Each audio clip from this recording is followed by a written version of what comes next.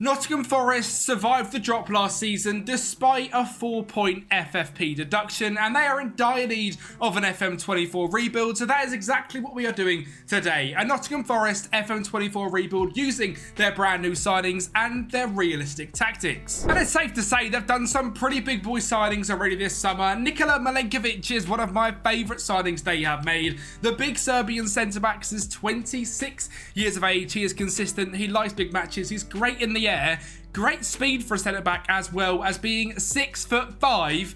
It's an absolute wonder signing coming through for £12 million in real life. And I mean, talking of big players, 6'8" Carlos Miguel. 6'8", he is officially the tallest player in the Premier League. He is just our backup goalkeeper, but with 20 area reach and 20 jump and reach, he could be quite broken. They've also spent £30 million on Elliot Anderson from Newcastle. The 21-year-old Scottish midfielder has got great potential. On FM, he's fairly decent, not quite got the potential I believe he's got in real life, but we'll see if we can get anything good out of him today. And as of recording this, their final confirmed signing so far is Jota Silva, the 24-year-old Portuguese winger slash striker signed from Vitória with great speed, great determination, and decent finishing as well, is surely going to strengthen our attacking options. And when we look at our team itself, there is 3 positions missing. We are looking for a brand new right back, a brand new right winger, and a brand new striker. Goal scoring has been an issue for Nottingham Forest in the last couple of seasons. If we look at the Premier League table, a -18 goal difference just is not good enough and was the worst team in the league other than the teams that got relegated. So scoring goals is something we have got to massively fix. So sadly, it does mean Tybo Awoniyi will be a backup, as will Chris Woods. You can see we've actually got quite a good backup team. Players like Danilo, Ryan Yates, Elliot Anderson, Callum Hudson-Odoi, Jota Silva, Awoniyi, Omar Richards, Omar Baradele, Willy Bolly, Ola Aina, and Carlos Miguel are all here. And with a few signings, Forest could be challenging for top half football. So let's make them 3 big deals. And signing number 1 is a player that has currently thrown his toys out the pram over in Internares in Argentina because he wants to join Nottingham Forest. It's Ramon Sosa. The winger has been heavily linked with the club in the last few months and has got to the point where he's refused to play anymore so he can join Forest. He's 24 years old, he's from Paraguay, very quick, very good stamina, and a decent little player. Someone I've not used too much on FM. I'm excited to see what he can bring. And my second one is a little bit difficult. I've signed Ferdi Kadioglu. As of recording, well, as of simulating the video, Kadioglu was linked to Forest, Southampton, and Brighton. I've taken the risk and I've brought him to Forest. I'm 90% sure he's now joining Brighton, but it is what it is. He's a fullback. He's not going to add too much to the team, especially in this Forest system where the wingbacks aren't used too much. It's more the wingers, the midfielder, and the striker. He's here. He's a good rotation option. I mean, he's fantastic, let's be honest. He's going to start most games, but he can play left or right, and he's 24 years of age. Not the most realistic at this point, but he's a great signing to come in. And the final signing is Kyogo Furuhashi, signed from Celtic. Now, he is a pressing forward, which is what Nuno Espírito Santo wants to play up front. He's good consistently, he's good in big matches, and we know he can score goals. Now, of course, it's been in Japan and in Celtic, but you can't stuff your nose at someone that scores 27 goals in 36 games. Throughout his career, in the last 10 seasons, pretty much, he's scored above 10 goals. And he now comes here to England, to Forest, to try and do it in the Premier League. And based off his stats, I think there's no reason he can't. 18 determination, 18 of the ball, 17 work rate, 60 anticipation, means he's a great pressing forward. And when he gets from the ball with that 13 finishing, he could find the back of the net as well. And that is the 3 signings we made, and they all come into the first team. So we are looking at Matt Sills, Ferdi Kadioglu, Milenkovic, Murillo, Nico Williams with Sangare, Dominguez, and Gibbs-White in midfield. Sosa, Hudson-Odoi, and Furuhashi leading the line for the club, and some great backups in here as well. I have had to use the in-game editor to get the signings in because, to be honest, they don't want to join Forest, and they're all signings that, I mean, Ferdi Kadioglu and Furuhashi were happy joining, but Milenkovic wasn't on my recent update, and neither was Jota Silva either, and I couldn't agree terms for either of them, so the in-game editor is enabled. Apologies about that. There's not much I can do with it in these realistic rebuilds. In terms of the tactics, we are going to be going through and perfecting this tactic. So far, it's a pretty basic 4-3-3. It's built around the Nuno Espírito Santo system, so we're playing long, quick football, passing it into space. We are playing a high defensive line, a high high press system, getting stuck in and countering and get the ball as well. But don't worry, I'll perfect this tactic and go through it at a later point in the video, and it'll of course be available for you guys on Patreon as well. So we'll get into that in just a little bit, but let's get into the start of this season. And well, before I even get into this first game of the season, let me know down below, get your predictions in. Where are we going to finish this season, and where do you think Forest will finish in real life as well? Get them comments in down below, because we're going to fire ourselves straight in to game number 1 against Brentford, and it's a pretty good start for a brand new signing, Ramon Sosa, who makes it 1-0 in just 8 minutes. But Brentford are going to bounce straight back. Kevin Shade off that right hand side puts it past Matt Sells to make it 1-1, and it was time for us to retaliate. Murillo on the ball sends a long ball forward to Gibbs White, who gets to the end of it and scores a lovely sideways volley to make it 2-1. We then grabbed 2 injuries, but we moved on and got another goal. Kyogo to Sosa.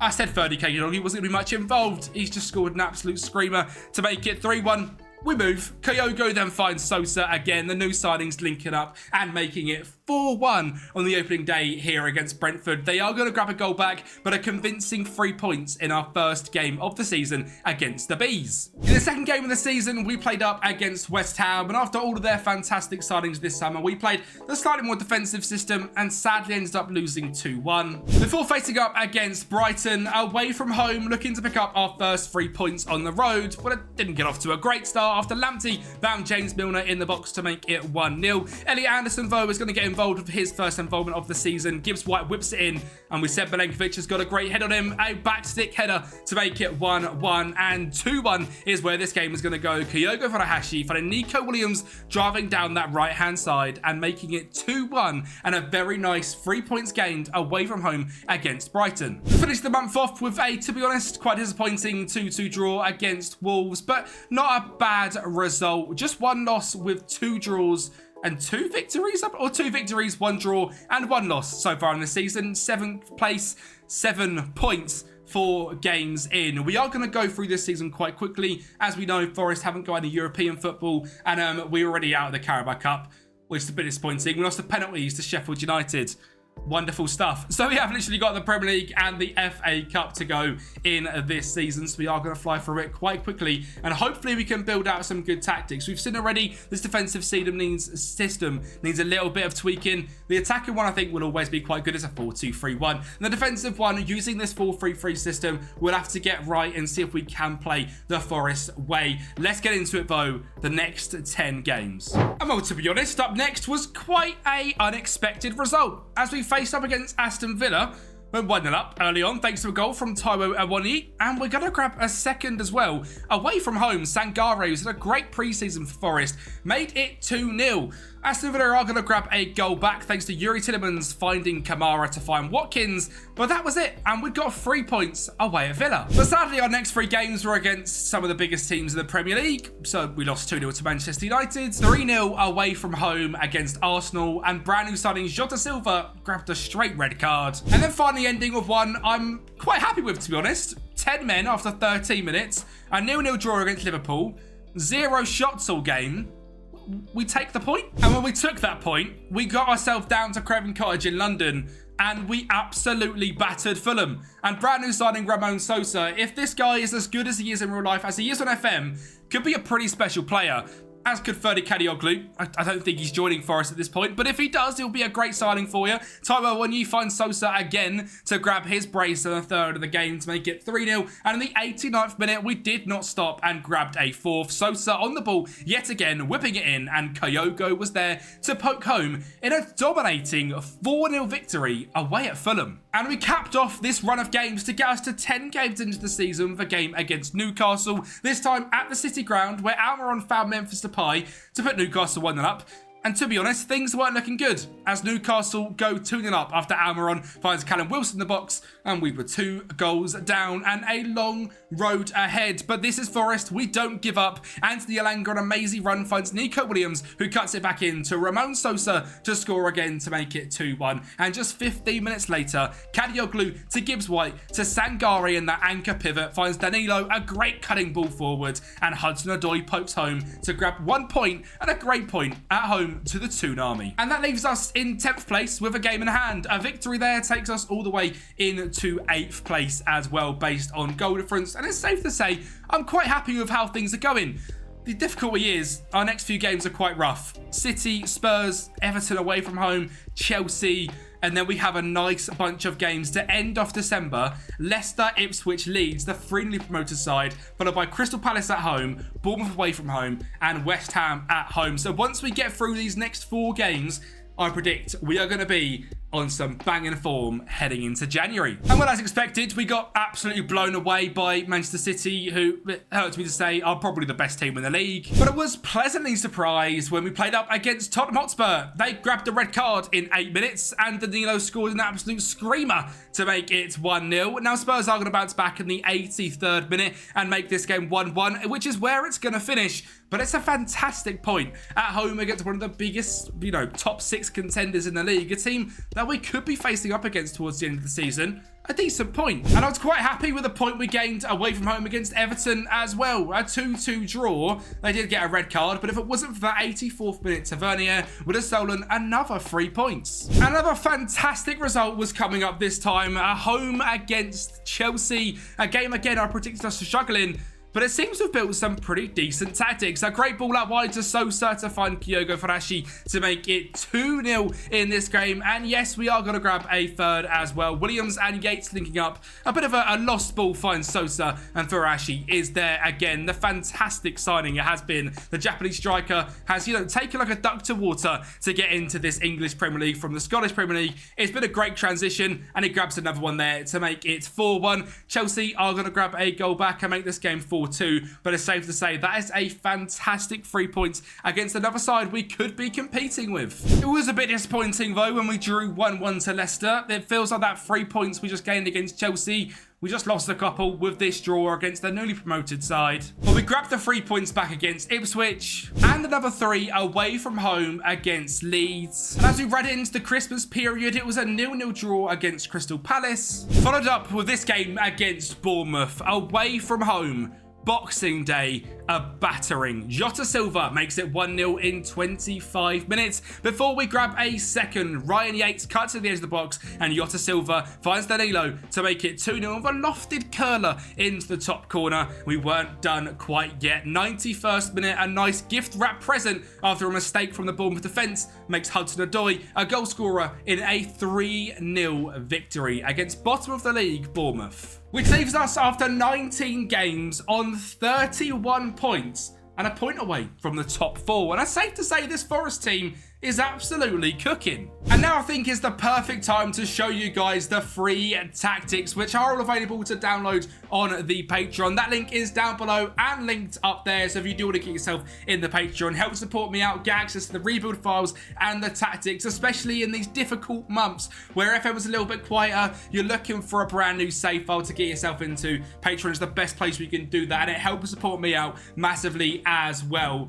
We are going to go through the main tactic, and the second to the attacking and the defensive variant are exclusive to Patreon. So if you want access to them, link is down below. We're starting off with a sweeper keeper on support in goal with no further instructions. A wing back on support on the right hand side with tackle harder, and a wing back on support on the left hand side also with tackle harder, and 2 ball playing defenders in defense. A pretty standard system with an anchor man in front. Again, no further instructions. Worth remembering, the anchor man already has 4 additional instructions onto him, so keeping it quite simple there. A box midfielder with just roam for a position on, just looking for him to be busy and getting up and down the pitch. With a Mezzala on support, your creative outlet, the Gibbs White, the Elliot Anderson role, who will take more risks, run wide of ball and tackle harder. And he's running wide because you've got an inverted winger who's going to stay wide but tackle harder on his instructions. He's going to get the ball, he's going to drive inside, and hopefully Gibbs White is going to go out there and support out wide. And the winger on attack on the right hand side with tackle harder,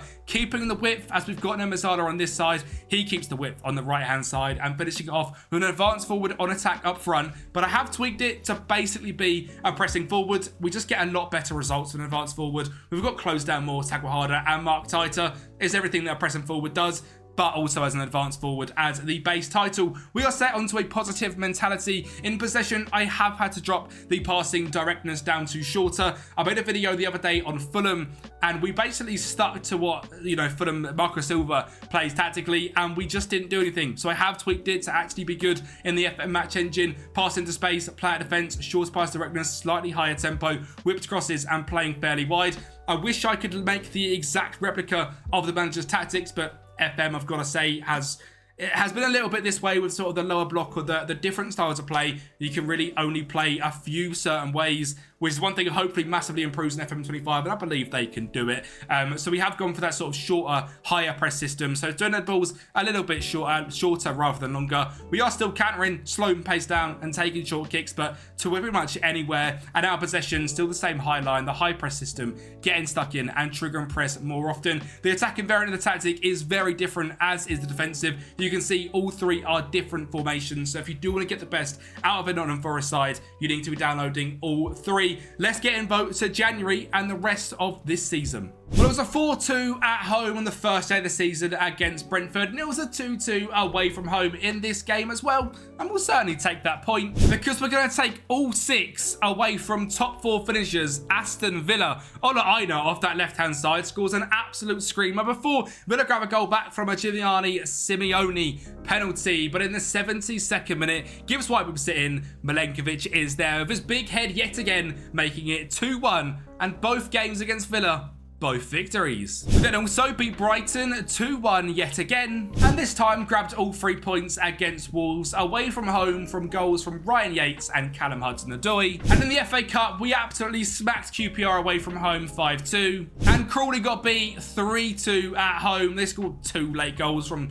2 shots on target. Aaron Bott was in goal. We played quite the rotated side, but 3 points nevertheless, and we are into the 5th round of the FA Cup already. There was no signings in that month at all, and I think based on the league table, it's safe to say we don't need them. We are sitting in the top 4 positions in the Premier League on 44 points. Bear in mind, Forest last season got 32 points with a 4-point deduction. For 36 points, we are 8 points better off already with 14 games left. We have absolutely cooked. And the next 3 games were the same 3 difficult games we faced in a row in the first half of the season. So number 1 against Manchester United, a pretty banging point with a 1-1 draw. We did then lose 2-0 to Arsenal, who have been the best team in the league this season. But up against Liverpool in our more defensive system, we execute our game plan to perfection. If it wasn't for that mistake, it would have been even better. So Bosley made it 1-0 early on. But in the 60th minute, we grabbed a goal back. Sosa whips it into Hudson-Odoi at the back stick to make it 1-1 after a mistake from Alisson. And we're going to grab a second as well. We're taking the lead in this one thanks to Ibrahim Sangare scoring a screamer. If it wasn't for this goal in the 70th minute, we'd have grabbed all 3 points away at Anfield with just 30% possession and playing that beautiful counter-attacking system. But sadly, we just come unstuck from that goal from Darwin Núñez, but we'll certainly take the point. We're a little bit disappointed in this 1-1 draw against Fulham. They did score in the 91st minute to Sasha Lukic, and over the course of the season, games like this do happen. And we finished February off beating Cardiff in the 5th round of the FA Cup, which means we are now into the 6th round, which I believe is the quarter-final.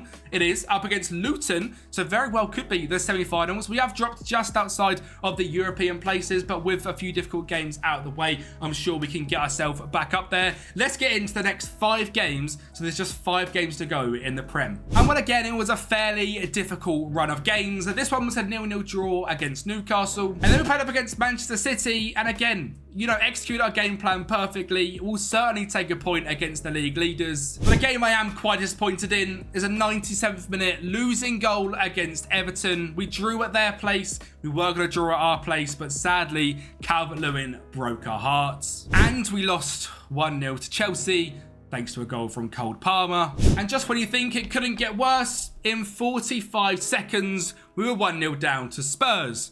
But if there's ever a team that are going to bottle it and we can take some points away from, it is, of course, Spurs. A corner ball from Gibbs White pops back out to him. He finds Jota Silva, who finds Furuhashi in the box to make it 1-1. And in classic Spurs fashion, they're going to bottle it all the way. And we're going to grab a 2-1 victory thanks to a goal from Nico Williams. That leaves us in 9th place, just 2 points away from 5th and 3 points away from the top 4. And our schedule is looking quite nice. Leicester, Ipswich, Leeds, Palace and Bournemouth. And of course, Chelsea in the FA Cup semi-finals. And that's because we beat Luton 2-1 thanks to goals from Ryan Yates and Gibbs White. And it looks like we're going to be going all the way to the FA Cup final as we have this game against Chelsea up next. And Kyogo Furuhashi just kept on scoring goals. He grabbed one just there in 28 minutes. And he grabs another here thanks to the high press and a fantastic finish from distance, making it 2-0. And in the 94th minute, to rub salt into the wounds, we wanted another, this time from Kadioglu again. We are going to the FA Cup final. But that'll be at the end of the season because we've got the next 5 games to get into. And we grabbed 3 points here up against Leicester thanks to a 1-0 victory from Morgan Gibbs White. Before dropping a massive 3 points, losing 1-0 to Ipswich. Could that be us out of European contention? Thankfully, up next was Leeds, and it's a guaranteed 3 points. And up next was Crystal Palace, where again we were looking to grab another 3 points. And Kadioglu hit Gibbs White to make it 1-0 in just 35 minutes. And in 39 minutes, we took a commanding lead thanks to an unreal free kick from Ibrahim Sangare. Palace, however, did want to grab a goal back, and it came from Sanabria to the left-hand side, scoring a screamer.